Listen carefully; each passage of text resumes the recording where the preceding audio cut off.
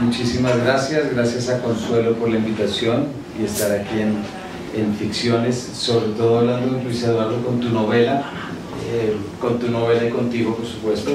El peor año, que ha sido, para quien no sabía, la obra ganadora del Concurso Nacional de Novela y Cuento de la Cámara de Comercio de Medellín, al cual se recibieron alrededor de 600 manuscritos, creo, algo así.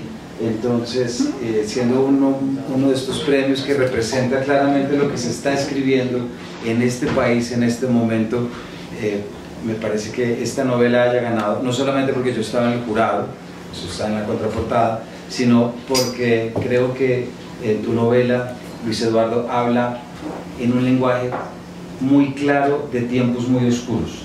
Quisiera comenzar por ahí. La novela, no quiero hablar todavía de la trama, pero es prácticamente la historia de un padre, podría decir, de Francisco Salamanca, un profesor de filosofía, que pierde a su hijo por un cáncer que se lo lleva por decisión del hijo, incluso antes de los 20 años. Y es la forma como alguien busca luz en medio de la oscuridad, me atrevo a decir eso. Pero quisiera arrancar fuera de la novela, Luis Eduardo. Esta es una novela, tú eres profesor de filosofía, pero esta es una novela que plantea algo que me parece muy interesante y hoy en día muy importante de retomar, que son los vínculos entre la filosofía y la vida. Normalmente, si uno piensa en estos antiguos conceptos que tú sabes mucho mejor que yo, tipo eudaimonia, eudamoina, etc., siempre, digamos que en lo clásico se entendía la filosofía desde la vida para un bienestar. Quisiera preguntarte, tú como profesor de filosofía, ¿sigues con esta idea? ¿Has tenido siempre esta idea que la filosofía te ha ayudado? ¿Cómo lo entiendes tú desde ser profesor y académico? Porque si eres profesor, hablas sobre esto, pero ¿cómo lo reciben los alumnos? A mí como profesor de literatura me pasaba muchas veces que los alumnos nunca leían pensando en la vida, y eso me llamaba mucho la atención. ¿Tú cómo ves esto y cómo lo has vivido fuera de la novela? Porque ya llegaremos a ello. Bueno, gracias. Tienes que subir, gracias, Carlos. Bueno, sí, sobre la relación entre la filosofía y la vida, que es lo que me preguntas. Yo he sido profesor de filosofía durante mucho tiempo, las más diversas filosofías, por así decir.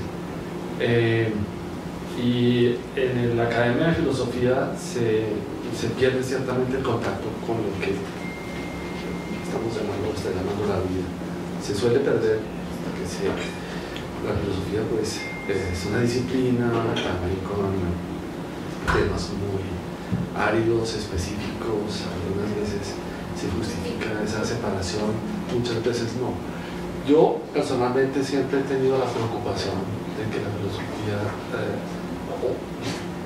no puede perder el contacto con la vida humana, con la vida social, con la vida en general. Entonces, siempre he tenido la inquietud y sin embargo, en mi derrotero académico también pude experimentar esa desconexión. Y una desconexión también muy fuerte, me metí con los temas, seguramente lo vas a tocar con la literatura, ¿sí? De la filosofía con la literatura, primero que será otra pregunta, vamos a ver. Y eso siempre me producía nerviosismo, inquietud, que pasara eso. Entonces, por mi cuenta trataba de recuperarlo. De hecho, la afinidad con muchos autores de la tradición filosófica que se preocupaban por eso siempre fue era una fuerza de atracción, ¿sí? Esa afinidad hacia estoicos, muchos filósofos que sí estaban considerando, para decirlo en la fórmula filosófica clásica, la filosofía no tanto como una profesión, sino como una forma de vida, una manera de vivir, ¿sí? Y entonces cada vez que veía que un filósofo conocido o no conocido, o importante o no importante, subrayaba eso, yo lo seguía un poco, dialogaba con él. Entonces siempre tuve eso, y ya a mi edad pues ya, creo que se plasmó el asunto y dije pues ya esto pues, es parte. Lo que estaba haciendo al final, porque yo me pensioné nacional, o sea, ya ahora soy profesor pensionado, ¿no? Jubilado, ¿no? Que viene de júbilo, y retirado de la universidad para dedicarme a otras cosas, entre otras a escribir, ¿no? Ya al final de mi vida académica en la universidad, yo sí ya me soltaba a dar seminarios directamente sobre esto. Por ejemplo, dicté un seminario que se llamaba Concepciones de la Felicidad, ya siguiendo esta línea, Concepciones del Amor, que eso fue como un atrevimiento. Si los colegas dijeron, ¿eso qué es? Yo no, vaya. Entonces, y así, ¿no?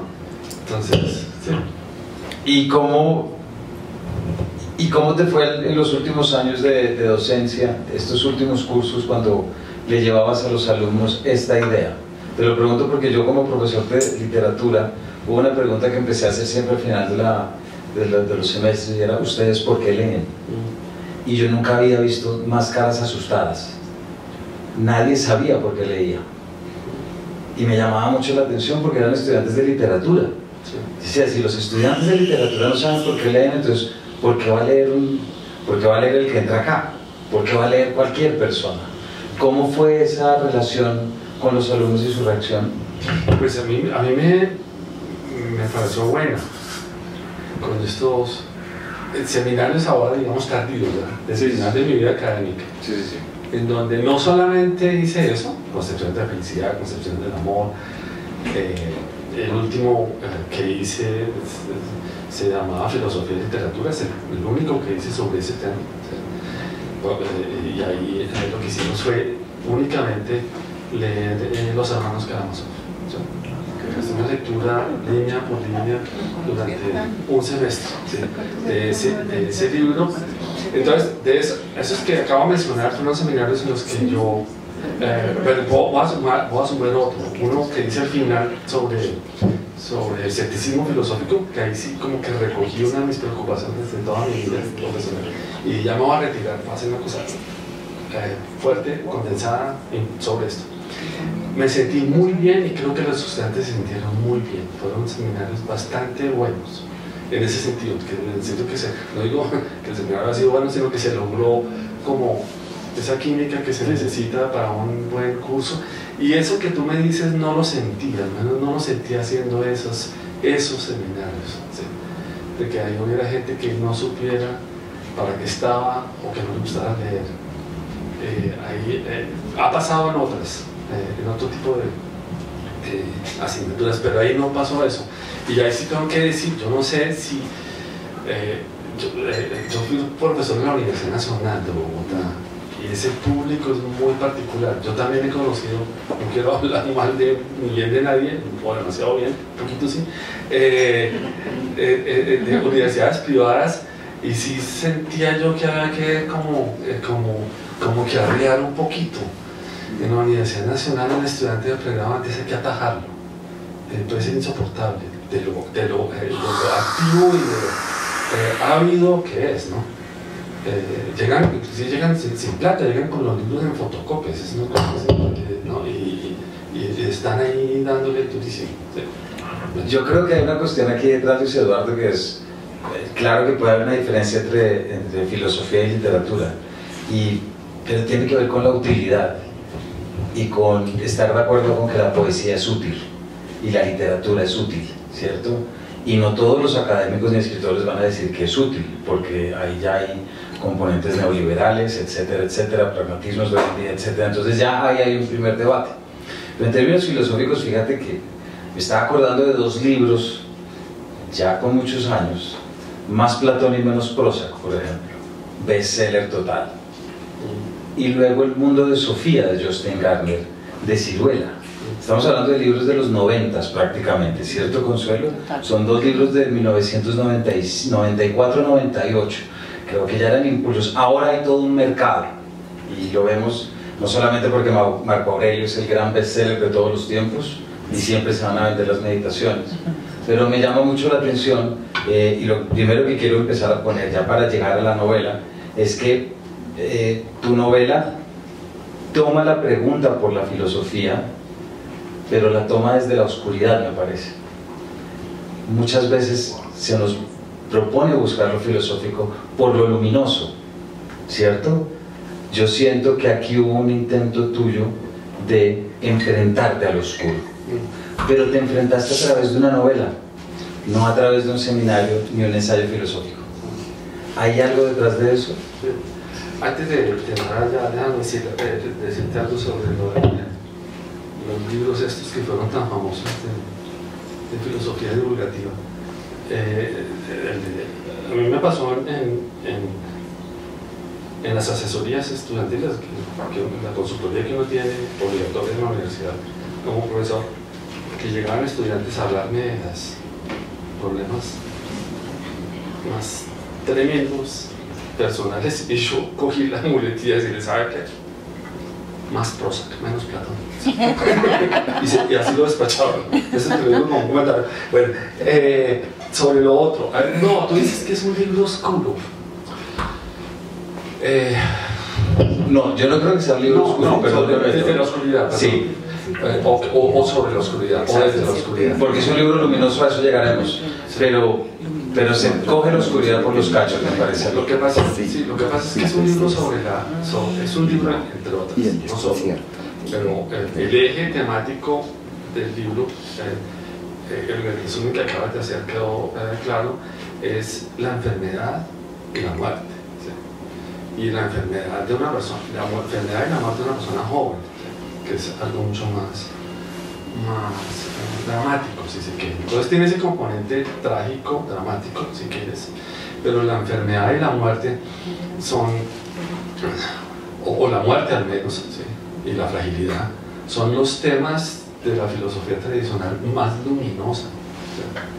Muchísimas gracias, gracias a Consuelo por la invitación y estar aquí en Ficciones, sobre todo hablando, Luis Eduardo, con tu novela y contigo, por supuesto. El peor año, que ha sido, para quien no sabía, la obra ganadora del Concurso Nacional de Novela y Cuento de la Cámara de Comercio de Medellín, al cual se recibieron alrededor de 600 manuscritos, creo, algo así. Entonces, siendo uno de estos premios que representa claramente lo que se está escribiendo en este país, en este momento, me parece que esta novela haya ganado, no solamente porque yo estaba en el jurado, eso está en la contraportada, sino porque creo que tu novela, Luis Eduardo, habla en un lenguaje muy claro de tiempos muy oscuros. Quisiera comenzar por ahí. La novela, no quiero hablar todavía de la trama, pero es prácticamente la historia de un padre, podría decir, de Francisco Salamanca, un profesor de filosofía, que pierde a su hijo por un cáncer que se lo lleva por decisión del hijo, incluso antes de los 20 años. Y es la forma como alguien busca luz en medio de la oscuridad, me atrevo a decir eso. Pero quisiera arrancar fuera de la novela, Luis Eduardo. Esta es una novela, tú eres profesor de filosofía, pero esta es una novela que plantea algo que me parece muy interesante y hoy en día muy importante de retomar, que son los vínculos entre la filosofía y la vida. Normalmente, si uno piensa en estos antiguos conceptos que tú sabes mucho mejor que yo, tipo eudaimonia, etc., siempre, digamos que en lo clásico se entendía la filosofía desde la vida para un bienestar. Quisiera preguntarte, tú como profesor de filosofía, ¿sigues con esta idea? ¿Has tenido siempre esta idea que la filosofía te ha ayudado? ¿Cómo lo entiendes tú desde ser profesor y académico? Porque si eres profesor, hablas sobre esto, pero ¿cómo lo reciben los alumnos? A mí como profesor de literatura me pasaba muchas veces que los alumnos nunca leían pensando en la vida, y eso me llamaba mucho la atención. ¿Tú cómo ves esto y cómo lo has vivido fuera de la novela? Porque ya llegaremos a ella. Bueno, gracias. Tienes que subir. Gracias, Carlos. Bueno, sí, sobre la relación entre la filosofía y la vida, es lo que me preguntas. Yo he sido profesor de filosofía durante mucho tiempo las más diversas filosofías, por así decir. Y en la Academia de Filosofía se pierde ciertamente el contacto con lo que está llamando la vida. Se suele perder, porque la filosofía pues, es una disciplina también con temas muy áridos, específicos. Algunas veces se justifica esa separación, muchas veces no. Yo personalmente siempre he tenido la preocupación de que la filosofía no puede perder el contacto con la vida humana, con la vida social, con la vida en general. Entonces, siempre he tenido la inquietud y sin embargo, en mi derrotero académico también pude experimentar esa desconexión. Y una desconexión también muy fuerte, me metí con los temas, y una que lo vas a tocar con la literatura, ¿sí? De la filosofía con la literatura, primero que será otra pregunta, vamos a ver. Y eso siempre me producía nerviosismo, inquietud, que pasara eso. Entonces, por mi cuenta trataba de recuperarlo. De hecho, la afinidad con muchos autores de la tradición filosófica que se preocupaban por eso siempre fue era una fuerza de atracción, ¿sí? Esa afinidad hacia estoicos, muchos filósofos que sí estaban considerando, para decirlo una fórmula filosófica clásica, la filosofía no tanto como una profesión, sino como una forma de vida, una manera de vivir, ¿sí? Y entonces cada vez que veía que un filósofo conocido o no conocido, o importante o no importante, subrayaba eso, yo lo seguía un poco, dialogaba con él. Entonces siempre tuve eso, y ya a mi edad pues creo que se plasmó el asunto y dije pues ya esto pues, es parte. Lo que estaba haciendo al final, porque yo me pensioné hace un año, o sea, ya ahora soy profesor pensionado, ¿no? Jubilado, ¿no? Que viene de júbilo, y retirado de la universidad para dedicarme a otras cosas, entre otras a escribir, ¿no? Ya al final de mi vida académica en la universidad, yo sí ya me soltaba a dar seminarios directamente sobre esto. Por ejemplo, dicté un seminario que se llamaba Concepciones de la Felicidad, ya siguiendo esta línea. Concepciones del amor, que eso fue como un atrevimiento. Si los colegas dijeron, ¿eso qué es? Yo, no, vaya. Entonces, y así, ¿no? Entonces, sí. ¿Y cómo te fue en los últimos años de docencia, estos últimos cursos, cuando le llevabas a los alumnos esta idea? Te lo pregunto porque yo, como profesor de literatura, hubo una pregunta que empecé a hacer siempre al final de los semestres, y era: ¿ustedes por qué leen? Y yo nunca había visto más caras asustadas. Nadie sabía por qué leía. Y me llamaba mucho la atención porque eran estudiantes de literatura. O sea, si los estudiantes de literatura no saben por qué leen, entonces ¿por qué va a leer el que entra acá? ¿Por qué va a leer cualquier persona? ¿Cómo fue esa relación con los alumnos y su reacción? Pues a mí me pareció buena con estos seminarios ahora, digamos, tardíos, de final de mi vida académica, en donde no solamente hice eso, concepciones de la felicidad, concepciones del amor. El último que hice se llamaba Filosofía y Literatura, es el único que hice sobre ese tema. Y ahí lo que hicimos fue únicamente leer Los Hermanos Karamazov. Es una lectura línea por línea durante un semestre, ¿sí? de ese libro.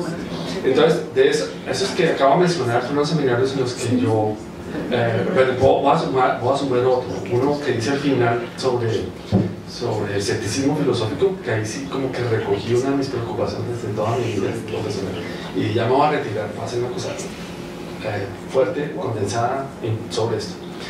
Me sentí muy bien y creo que los estudiantes se sintieron muy bien. Fueron seminarios bastante buenos en ese sentido, no digo que el seminario ha sido bueno, sino que se logró como esa química que se necesita para un buen curso. Y eso que tú me dices no lo sentí, al menos no lo sentí haciendo esos esos seminarios, ¿sí? De que ahí hubiera gente que no supiera para qué estaba o que no le gustara leer. Ha pasado en otras, en otro tipo de asignaturas, pero ahí no pasó eso.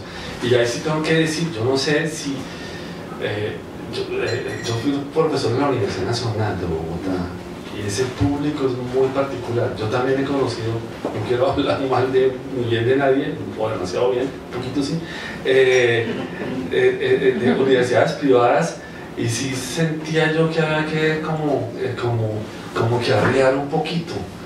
En la Universidad Nacional el estudiante de pregrado antes hay que atajarlo, puede ser insoportable de lo activo y de lo ávido que es, ¿no? Inclusive llegan sin plata, llegan con los libros en fotocopias, es una cosa así, ¿no? Y están ahí dándole durísimo, ¿sí?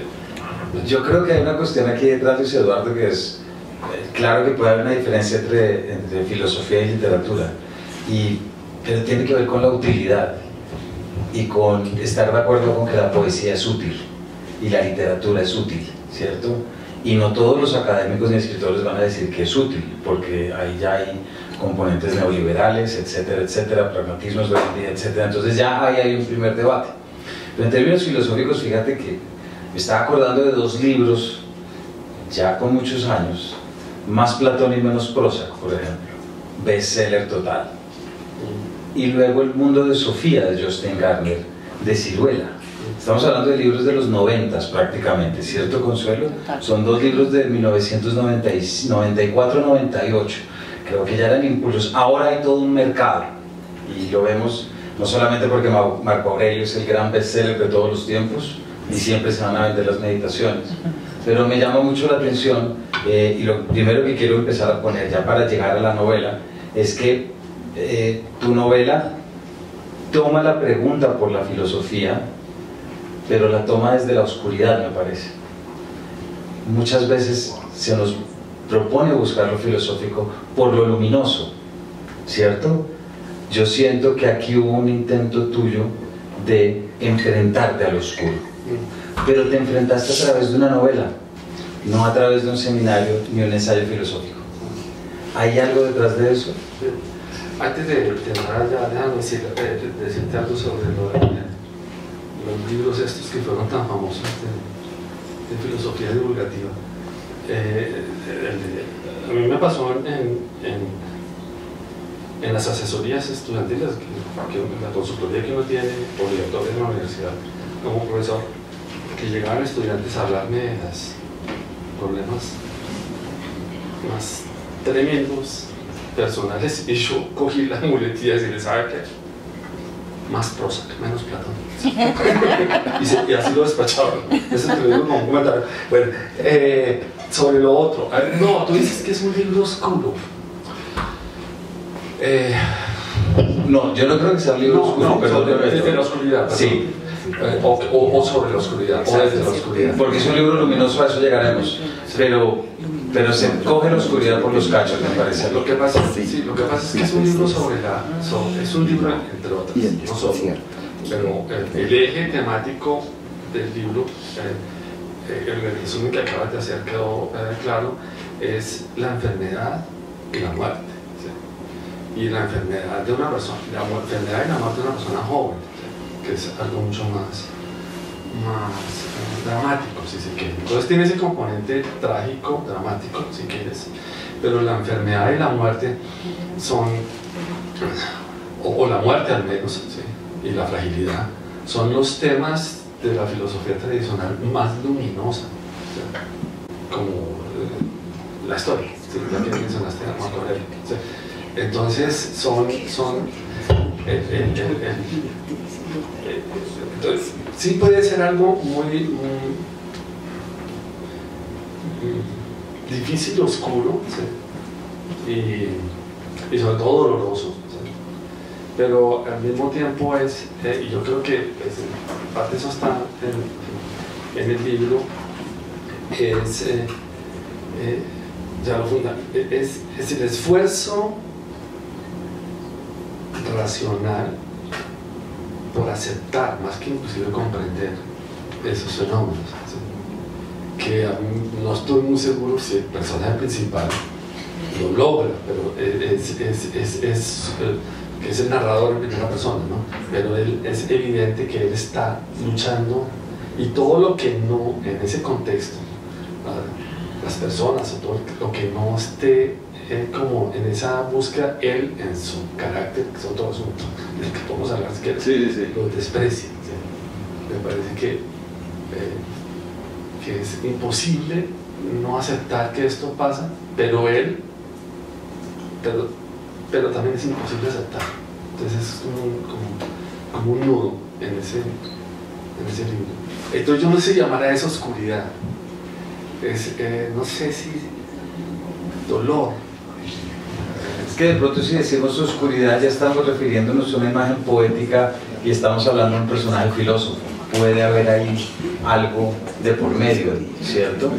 A mí hay algo en lo que estás mencionando que me llama la atención, y me puso a pensar mucho, y evidentemente pensarlo en este país pero uno ha escuchado relatos de personas en este país en los que solamente han encontrado tragedia tras tragedia tras tragedia, es decir, no han tenido un rasgo, un brillo en nada. Yo una vez vi una señora que trabaja en la Fundación Compás, que era impresionante todo lo que le había pasado, y era una señora que todavía podía sonreír perfectamente. Ella encontró la luz por resiliencia, por lo que querramos, pero hay algo que me parece muy salvaje, de pronto esa es la palabra, vamos a ver si no funciona esa palabra, que hay algo muy salvaje en el hecho de no querer, y no al decir salvaje estoy diciendo que sea negativo, para nada, pero en la necesidad de confrontarte con la tristeza y con el dolor, sin remilgos, sin anestesias, sin absolutamente nada. Y aquí ya empezamos a llegar a este criterio del personaje. En la tercera página, en la página 17, Salamanca dice: no solo es cierto que la vida se acaba, eso es parte de su definición, sino que es frágil y azarosa y se puede acabar en cualquier momento. Ella misma es la fuente primigenia de todos los sufrimientos. La vida es dolor, y eso también es verdad, aunque no sea la única verdad sobre la vida. ¿Qué? ¿Qué dices? ¿Cómo te parece que es ese reto de coger un personaje y enfrentarlo desde este lenguaje al dolor y a no quiero decir escepticismo, porque ya creemos que el escepticismo tiene una carga negativa frente al optimista, y tú eso lo mencionas claramente en las primeras páginas, ¿cierto? Pero hay algo terriblemente poético, me parece a mí, en eso, de enfrentarte al dolor de una a través de este personaje. ¿Cómo fue esa experiencia? Sí, el personaje se va construyendo en la medida en que la novela va avanzando. Y bueno, es un personaje al que no solamente le ocurre esto, que se enferma de cáncer terminal, como ya hemos dicho varias veces, un hijo de 19 años y se muere, sino que además en el mismo año, el peor año, ¿sí? Termina su segundo matrimonio, pero no solo eso, el segundo matrimonio no, es clarísimo desde el principio, el tipo va de cabeza hacia la soledad, y el personaje empezó a tener eso también. Entonces pierde un hijo, se separa por segunda vez, sobre todo dejando a su segunda hija, ¿sí? Y se va, por así decir, de cabeza hacia la soledad en esto, ¿sí? Tiene, digamos, se asume como una función que le ha sentido su vida el acompañamiento de su hijo, el que está muriendo, pero es en ese sentido un personaje al que le pasan estas cosas, ¿sí? Pero que también se construyó, y digo lo subrayo, ¿sí? Que no es del todo consciente, ¿sí? Se construyó de tal forma que también fuera muy responsable de su desdicha. Como si él fuera, eso es, no sé, es que cuesta trabajo a sí mismo, es una persona para que no solo le pasa esto, sino que fuera de eso es incapaz de amar. Entonces es algo, no sé cómo, ¿qué adjetivo ponerle? Tú dijiste, ¿qué? Salvaje.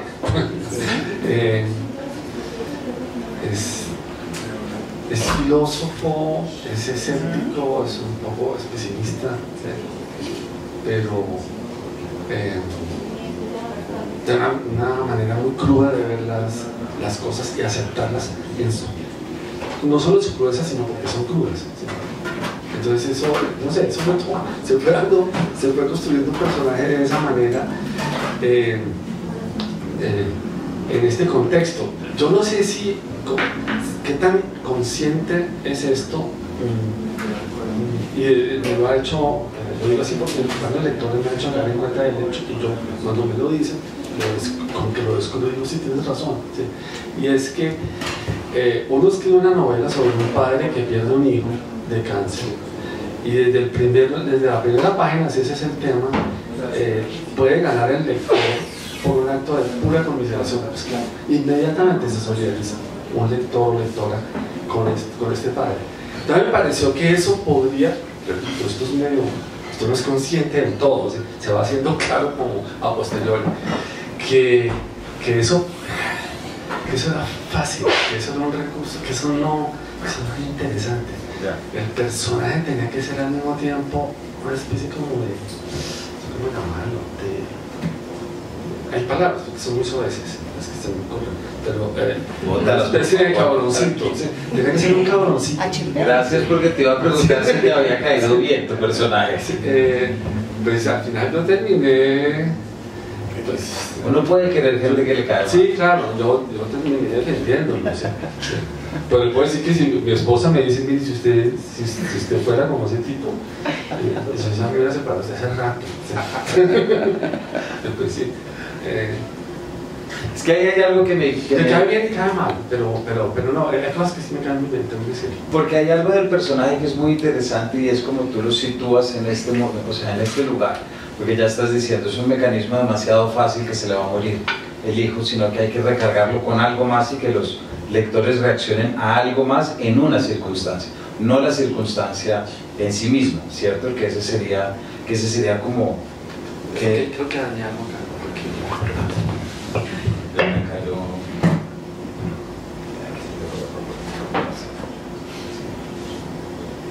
Ya, perdón la interrupción técnica. Ya. Tú lo pones, vuelvo y repito para retomar, en el contexto, uno empieza a conocer a Salamanca, pero Salamanca tiene algo, no sé si esta es la palabra y estoy metiendo algo muy literario, pero tiene algo de antihéroe. A pesar de todas sus dolencias y todas sus circunstancias. Su trato con sus ex esposas no es del mejor, el humor que él juega tampoco es decir, es alguien a quien uno sigue con ganas, pero eso que tú acabas de decir, a veces se le sale y dice, este es mucho cabrón, ¿no? Por eso tú pensaste en esta categoría, no en la categoría de antihéroe evidentemente, pero cuando tú empezaste a construirlo, pensaste que a través de este enfoque filosófico podrías empezar a trabajar algo que le picara al lector o que le fuera disruptivo para contrariarle todavía más ese enfrentamiento. No, no es muy consciente, se va dando, ¿sí? Así como también se va dando otra cosa, personajes contradictorios, se va dando, las que me han leído, lo han notado, en algún momento él se empieza como a, es también muy sensible, ¿sí? Y se pega más fuerte, ya cuando todo esto está pasando tan terrible, se ablanda, por así decirlo, ¿no? Se ablanda y empieza a reconocer, inclusive se abre a un aprendizaje muy especial que le llega de su hijo, ¿sí? Y a su vez eso le llegó a su hijo de él, entonces ahí se logra como establecer una relación, y este personaje se alimenta al final de eso, hasta la escena pues, definitiva de la muerte del muchacho, donde es claro que quedó como muy impresionado inclusive por la decisión tan rotunda que tomó el muchacho y que él aprobó, se ofreció a acompañarlo, a hacer todo lo posible para que eso fuera lo mejor. ¿Sí? Bueno, ¿sí? No es solo una cosa, Salamanca, tiene eso. ¿Sí? Es casi como que no se da cuenta que la reacción de su hijo bien podría ser su propia reacción de su propia naturaleza, ¿verdad? Hay un momento en el que la novela arranca, a mí el comienzo me parece brutal, y quien no la haya leído ya lo verá. Es un comienzo brutal por el diálogo y por todo, pero también porque creo que se genera un paralelismo, no sé si fue consciente o no, no importa, está ahí. Es el paralelismo entre el filósofo y el médico, que me parece que es un paralelismo muy interesante. No quiero ponerlo tan categórico como el cuidador del cuerpo y el cuidador del mundo interior o algo así, pero sí es evidente que hay un contraste entre estas dos formas de bienestar, si se quiere, aunque el bienestar devenga de pesimismo y de todo lo que quieras. Ahí yo creo que puede haber una búsqueda de bienestar en medio de la tristeza, fíjate, por muy raro que suene, y eso es. Pero se me queda mucho como esta idea de, creo que es de Hipócrates, que lo dice, que sobre todo no hagas daño, que es el filósofo de los médicos, ¿cierto? Y que Henry Marsh tiene un libro muy bonito, neurocirujano, que toma precisamente eso. ¿Tú sientes que la filosofía te habló de otra forma cuando la pusiste en contraste con una verdad científica, médica, y es que esa bolita de grasa puede ser un cáncer? ¿Te habló de distintas formas la filosofía cuando la pusiste ahí? Sí, bueno, en esa escena a la que te estás refiriendo, hay más que una relación filosófica con la medicina, hay una relación, digamos, muy crítica y también irónica. Al Salamanca le está pareciendo que es lo dice, ¿no? Un petardo, el médico que tiene enfrente, que solamente está mirando al computador, ni siquiera lo mira a él, y fuera de eso, este tipo va a tener que operar. Entonces, hay una cosa ahí como sí, bueno en el sentido que dices, pero me sirve para hablar de una cosa que es también eje en la novela, y él tiene relación con médicos a lo largo de toda la novela. Exactamente, sí. Este fue el médico que lo vio a él porque le salió una bolita acá, pero esto fue después. Pero después, durante todo el tratamiento de Pedro Juan, el hijo, él tiene contacto con todos los médicos, ¿sí? Con un radiólogo, con un oncólogo, y después con un eutanasista profesional, ¿sí? Con el que tiene unos diálogos que sí son filosóficos, ¿sí?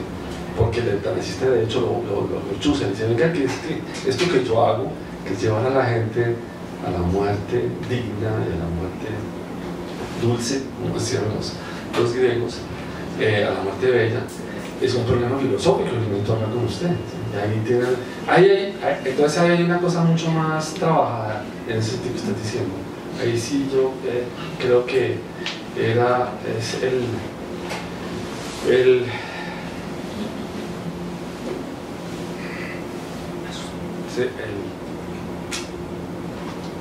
el hombre que se está haciendo experto en asuntos de muerte, gracias a su hijo, o por cuenta de lo que está pasando. Él, enfrentado con la visión objetivante de la muerte, de la enfermedad y de la muerte de los médicos, porque tanto radiólogo como oncólogo son médicos de la muerte. El oncólogo al final, ya cuando no se puede hacer nada, le dice al doctor, vamos a acompañar a su hijo, aquí no hay nada que hacer. Vamos a tratar de hacer como se puede, paliativo. ¿Sí? Donde se ve eso muy crudo, pero ya digamos, yo no quiero decir nada, sino que sea el lector que lo vea, es cuando a Pedro Juan lo someten a la punción de médula. Esa parte me parece tremenda,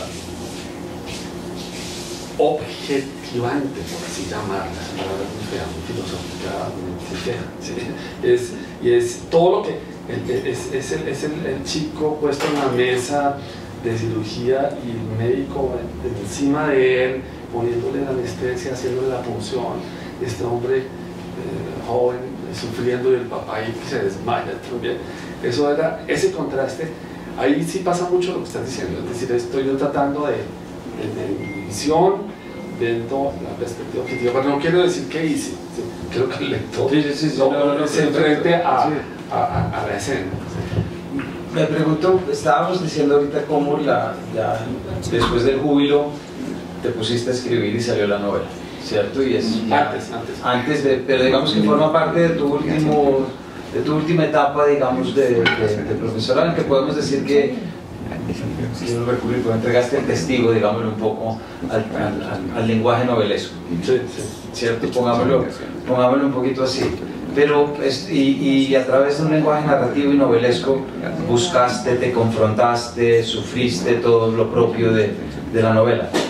Seguramente muchas emociones y experiencias que también habrás vivido con el lenguaje ensayístico, filosófico, ¿cierto?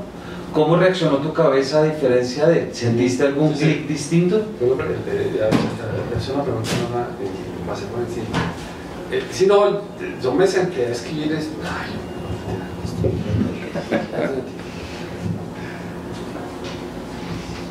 ¿Sí? No tiene que estar para afuera, ¿sí? No, porque hay que quedar para abajo. Ahí. Pongámoslo a perdona. Es que yo mucho. Ahí ya. Sí, claro. No, yo sí me senté con el propósito de escribir una novela o algo narrativo.